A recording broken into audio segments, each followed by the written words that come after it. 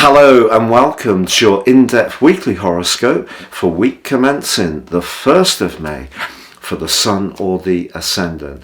I'm going to give you some standout details to look out for, but please stay with me. I will then explore each of the 12 zodiac signs in much greater detail. If you're a returning visitor, thank you so much for joining me once more. If you're new here, it's great to have you with us.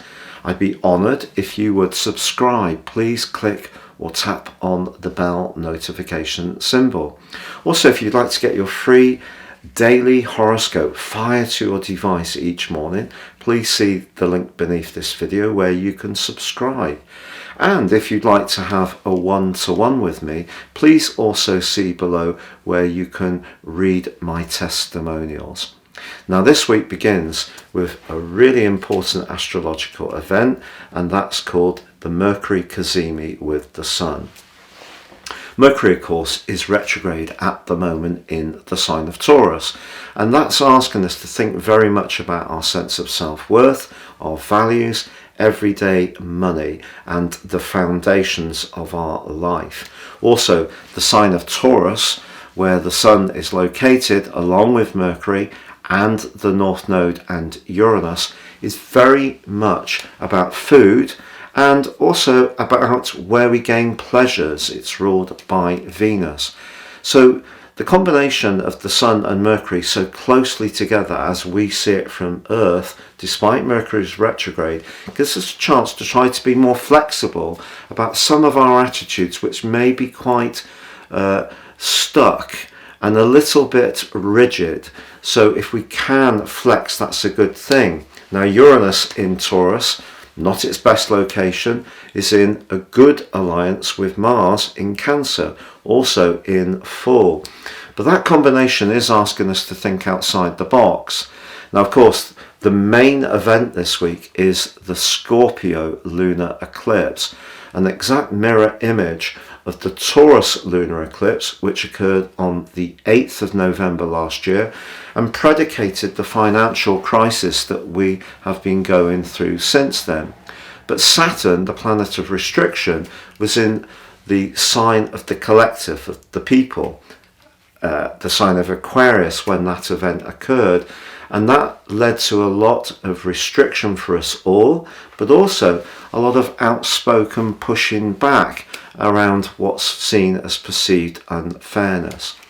So I feel that this particular eclipse is going to see more revelations, but also around not just the financial sphere, but also around some very famous people's attitudes to intimacy.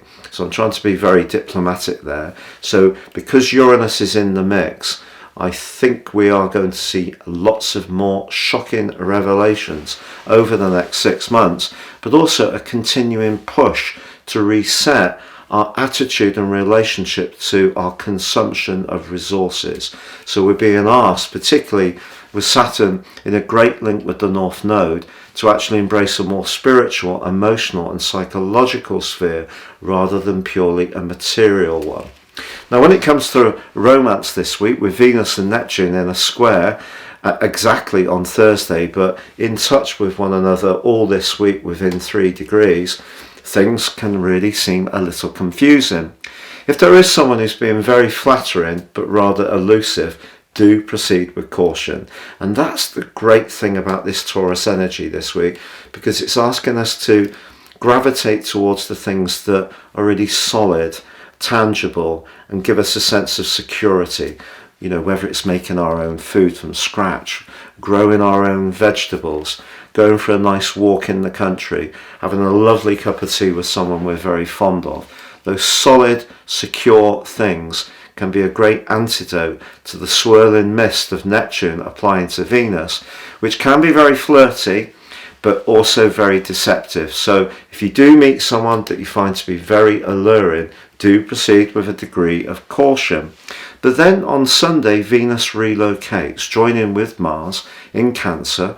If you have or do make some changes to where you live this week, which wouldn't be a surprise, or some kind of rental or house purchase plan takes a lively step forwards, I feel that what Venus does is bring a more healing balm to the more aggressive energies of Mars, which of course is more action orientated, but a bit defensive and a bit moody in the sign of Cancer. So there's a little bit more of a softening as this week draws to a close, but a great opportunity to think about redecoration or some kind of family gathering or reunion. Now, please stay with me for your in-depth forecast from Aries through to Pisces. If you would like to understand how Sirius astrology can work its way into your situation in such a profound way, if you give me 3 pieces of personal birth data of time, date and place of birth, I can produce for you your life roadmap report, totally unique to you, which can help you to understand some of the patterns that have gone on in your life, but also get a much more intimate understanding of how to work with them. In my special package of 30% off, you can also get your 12-month personal forecast. This can give you Sirian insights for the months ahead, but if you don't know your time, my solar package, which I've recently developed, and if you are someone who really enjoys watching your sun forecast, if you don't know your ascendant, because you don't have an exact idea of your time of birth, then these charts can be very, very helpful to you. Again, the same package, 30% off. Please see the link below. So Aquarius, your week commencing the 1st of May forecast could bring to a crescendo a lot of energy that's been cresting for the last couple of years, particularly if you're born in the first half of the sign of Aquarius. And that, of course, is because your modern ruler Uranus has been making its way through the first half of the sign of Taurus. And that for you, therefore, is the home sector, the emotional sector, where you need to have a sense of space and freedom and liberation, but also where you want to be most stable and secure. So, of course, Uranus is in a way contradictory in that area. So I feel that there probably has been some change or some reviews, some alterations, maybe to where you live, or the adaptation to an existing situation may have worked well for you, or you may have moved or be wanting to move again. And I think that's all very much under the astral spotlight, because Mars, passionate Mars, is forging such a great link to Uranus for the first half of this week. Your drive to get what you need, together with Mercury's exact conjunction on Monday, the CAZIMI, with the Sun, could see a really important moment in that whole process that really began for some people as early as 2018.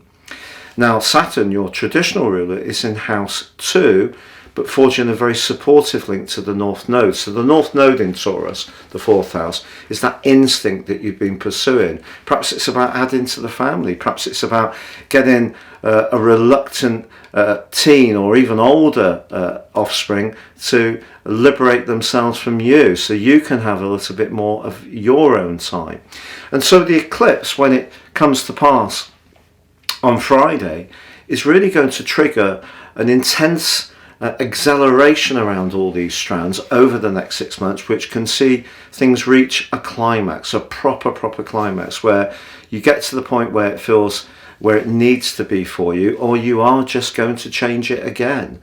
And also the other thing is that because the eclipse occurs in your sector of how you connect to the world, but Scorpio is very much about secrets, there could be some changes around your professional situation which could be disruptive around your home life. So, for example, needing to relocate to a completely different town, city, or even country in order to pursue your professional aims, but it may be something you still choose to do. But when it comes to how you link to others, Venus is very flirty for much of this week, and its link to Neptune could make you very generous. But if there is someone that you're drawn to, I would run it through the sensory check. So how do things feel? Be guided by your inner voice. You're a logical sign and an air sign, so you can be guided by your intellect. But this is a week which is really asking you to stay very instinctively in touch with your sixth sense. And then as the week draws to a close, as Venus relocates, if there is something around a romantic or social situation that is, a bit free and easy or a little bit hazy, I feel that you will start to get a little bit more structure and understanding of what that's about as next week really takes shape. It's been a real pleasure being with you, Aquarius. Thank you so much for joining me. Please like, comment or subscribe.